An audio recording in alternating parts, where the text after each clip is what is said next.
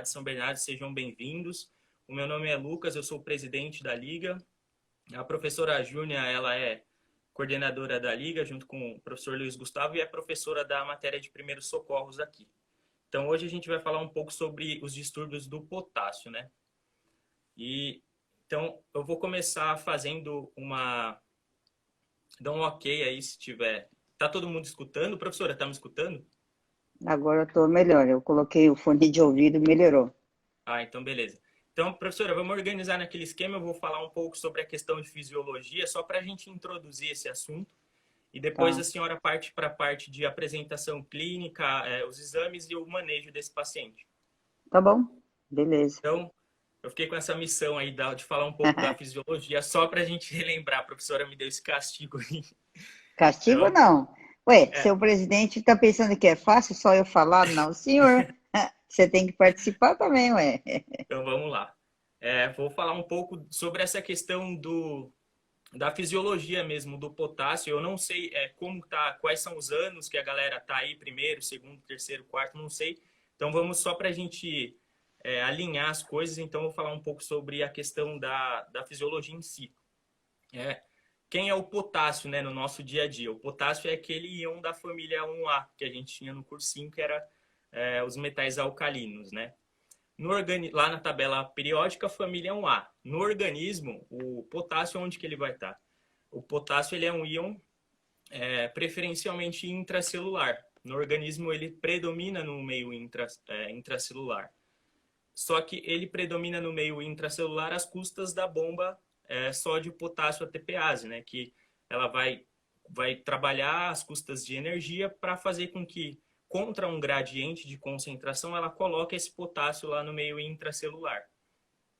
Então, o que a gente vai ter com isso é uma diferença de potencial, né? Uma diferença de potencial elétrico. O meio interno ele acaba sendo mais negativo, e enquanto que o meio externo ele acaba sendo mais positivo. É meio estranho falar isso, porque você pensa, poxa, eu estou colocando um íon positivo dentro da minha célula e essa célula ela fica negativa. Só que a gente tem que pensar que também existem outros íons e outras proteínas de carga negativa ali dentro daquele meio. Então, quando a gente soma tudo, o resultado é uma carga negativa ali dentro. Então, é isso que vai acontecer, essa diferença de potencial. Tá, mas por que que isso vai ser importante? Porque essa diferença de potencial elétrico que permite com que a célula ela seja estimulada, né? Ela receba um estímulo e ela desencadeia uma despolarização e seja estimulada. Só que, então, eu vou ter que acabar falando de novo daquela curva de despolarização que a gente tinha no primeiro ano. Geralmente o professor colocava uns números nos pontos da curva e perguntava o que que acontecia, né? A gente vai ter que retomar aqui um pouco para falar do potássio. Porque nas situações normais, o que que acontece? A célula ela sai de um potencial de repouso negativo, Isso. atinge o limiar de excitação e aí ela desencadeia a despolarização e depois a segunda fase da curva é repolarização. Só que lembra que nesse final a gente tem um período de hiperpolarização. Então é importante conhecer esses dois aspectos quando a gente fala de potássio. Porque nos cenários que a gente tem hipercalemia, que é o aumento do potássio sérico, essa célula ela diminui o potencial de membrana e fica mais próximo do limiar de excitação. Então, ela fica mais fácil de desencadear ali a despolarização. Da mesma forma que, quando ela pega esse período final da curva de hiperpolarização, fica mais difícil dessa célula ela voltar para o potencial normal de membrana.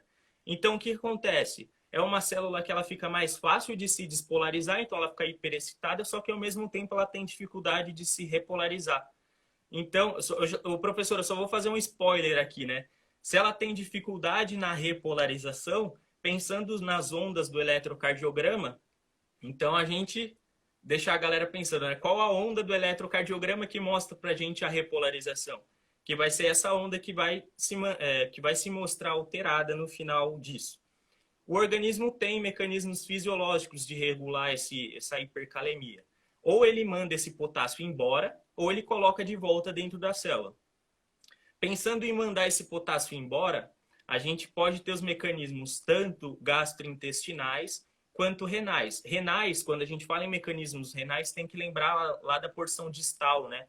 do túbulo contorcido distal, porque é ali basicamente que a aldosterona vai atuar recaptando um sódio e mandando o potássio ali, excretando um potássio.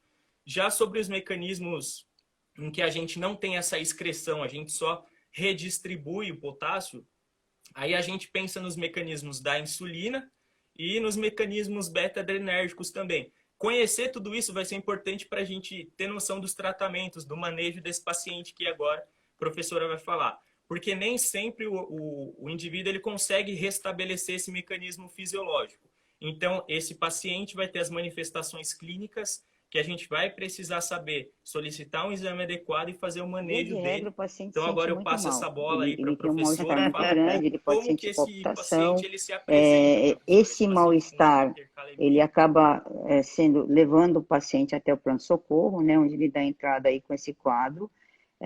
Ele pode ter aí um sintoma cardiológico onde eu tenho que realmente me preocupar com isso. Então, quando chega qualquer paciente na sala de emergência, né, pela emergência, porque ele vem passando muito mal, a gente brinca que quem se move, move, né? Então, você vai fazer monitorização, oxigênio, veia e um eletro, né? Que esse mal-estar que dá, sugere para a gente que possa ser alguma coisa cardiogênica. Por isso que a gente acaba solicitando um eletrocardiograma. Qual é a alteração que me aparece, né? A alteração de repolarização, ela forma aí uma alteração, né, na onda T do eletrocardiograma, né? Então, a onda T, que é a repolarização ventricular, ela fica extremamente alterada. Então, na hipercalemia, eu tenho aí uma alteração de uma onda T apiculada, simétrica. Então, toda vez que eu tive, porque a onda T ela costuma ser redondinha, né? Ela não é tão grande, ela é maior do que a onda P, obviamente, mas porque a massa muscular é maior, só que quando tem uma hipercalemia, ela fica apiculada, ela fica bem apiculada.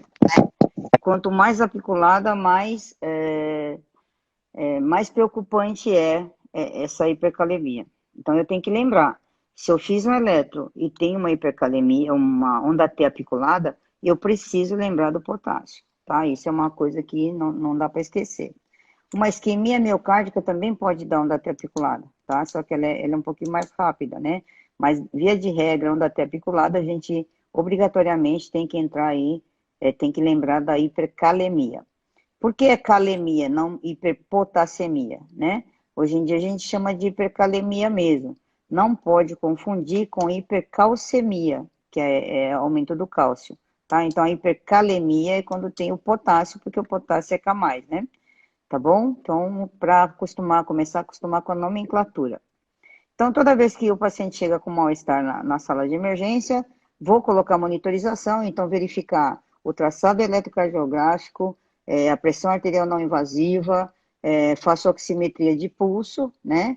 Oxigênio para ele, dependendo da situação, se ele tiver com a saturação de oxigênio muito baixa, e o eletro aí, vou fazer um acesso venoso também, porque se tiver alguma situação de emergência, eu preciso ter um acesso venoso, então é melhor fazer enquanto o paciente está teoricamente bem, para depois, se caso eu precisar, eu ter uma via de acesso rápida para conseguir administrar qualquer medicamento numa situação de emergência maior, por exemplo, numa parada cardiorrespiratória, né?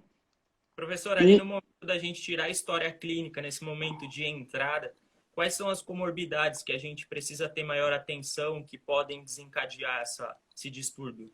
Então, o que causa a hipercalemia, né? A hipercalemia ela pode acontecer quando o paciente, por exemplo, ele é um paciente renal crônico, é uma das situações. Então, todo paciente renal crônico, ele não tem uma via de excreção adequada, né? Então, ele não consegue eliminar via renal o potássio que tem, né? Por consumo. E aí, se eu não consigo tirar, e se ele, por exemplo, é um renal crônico que tinha que fazer diálise, porque na diálise a gente consegue retirar esse excesso, ele faltou por algum motivo, ou alguma situação onde um paciente, mesmo que tenha feito a diálise no tempo certo, ele pode ter uma alteração sistêmica, que é, por exemplo, uma infecção de qualquer natureza, vamos supor que é um Covid, que ele está aí com um quadro gripal, que seja, né, uma influenza, alguma coisa, que vai descompensar. O que eu preciso lembrar é que toda doença crônica descompensa na vigência de uma infecção, entendeu? Então, esse paciente que tem uma doença renal prévia, ele pode estar com alteração de potássio, né? É uma coisa que eu tenho que lembrar. Uma outra situação que pode levar a um quadro de hipercalemia é um paciente que tem aí, por algum motivo, ele estava tomando diurético, né? Ele estava precisando tomar diurético, e por alguma doença que possa provocar aí uma hipercalemia, ele parou de tomar o diurético, ele parou de eliminar, ele pode acumular também. Isso não é tão comum, né? O mais comum realmente é o paciente renal crônico. Ou aquele que tenha uma lesão muscular intensa, porque como a gente guarda o potássio dentro da célula, toda vez que eu tenho uma lesão muscular intensa, eu tenho eliminação de potássio também. Então, por exemplo, sei lá, caiu um armário em cima da minha perna, da minha coxa, que tem uma massa muscular muito grande, ficou presa muito tempo, entendeu? Lesou muito o músculo da coxa, e isso pode, toda vez que você lesa a musculatura, você elimina potássio também na circulação. Então, é outra situação que pode causar aí uma rabdomiólise, né, que vai levar por consequência ao aumento do potássio na circulação, tá bom? Então, basicamente é o renal crônico, que cronicamente ele não consegue eliminar, ou alguma situação aguda, onde eu tenho uma lesão muscular intensa. Por exemplo, pode acontecer, se você não corre, aí você resolve fazer a maratona lá de, sei lá, uma mini maratona, alguma coisa, onde você força demais e acaba lesando a musculatura. Você pode ter também uma hipercalemia, isso pode acontecer, né? Então eu preciso tomar muito cuidado com isso, tá certo? A gente precisa lembrar que esse tipo de sistema, né, ou qualquer coisa que lese muito a musculatura, pode causar uma hipercalemia. E aí é que é grave, tá bom? Sim. Então, Só isso daí eu acho que é importante só para a gente destacar mais uma vez a importância da anamnese, uma história bem tirada, né? sempre, Então, sempre. aquele paciente com as doenças crônicas, né, uma DPOC, um diabetes, descompensa, ou então o paciente na cena do trauma, a gente vai pensar também nisso. Então, beleza, a gente já sabe mais ou menos contextualizar, já sabe mais ou menos como que deve ser esse manejo inicial da monitorização, e a gente parou lá na parte do eletrocardiograma, né? Isso, Depois, como que vai ser o manejo em relação às drogas? tá bom. Então, o eletro, ele é importante para isso mesmo, para a gente ver como é que está a onda T, o comportamento do traçado eletrocardiográfico, né? Porque aí, em cima disso, eu tenho que saber fazer um tratamento. E aí, sim, a gente vai fazer a identificação, e aí tem que fazer a coleta do exame para poder ver qual que é o valor do potássio, isso é também importante, né? Como que eu vou tratar isso daí? O que que eu tenho que fazer para poder diminuir rapidamente a quantidade de potássio circulante? Então, eu tenho algumas medidas que eu posso fazer rapidamente a nível de pronto-socorro, né? Que é o mais, na emergência, que é o mais importante, que é exatamente o quê? Eu posso fazer inalação com beta-2 agonista, que é inalação com salbutamol aí, né? Que a gente faz antigamente a Berotec, mas a Berotec já não está Saiu descontinuado de aí. linha, né? Saiu do É, mercado. é, tudo que é bom, quer dizer, não sei, o salbutamol ele vai ajudar, mas ele ajuda a colocar o potássio de volta para dentro da célula.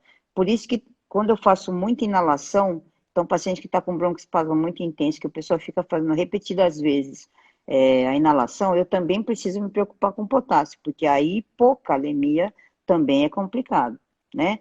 Mais uma daquelas doenças crônicas que a gente tem que pensar, né? Porque o É. paciente, na vigência de uma crise de asma, às vezes um uso inadequado dos beta-agonistas podem acabar gerando também um quadro, mas no caso uma hipocalemia, né? Isso, aí também é ruim, também dá alteração, né? Mas esse dá um pouquinho mais de tempo de recuperar, vamos dizer assim.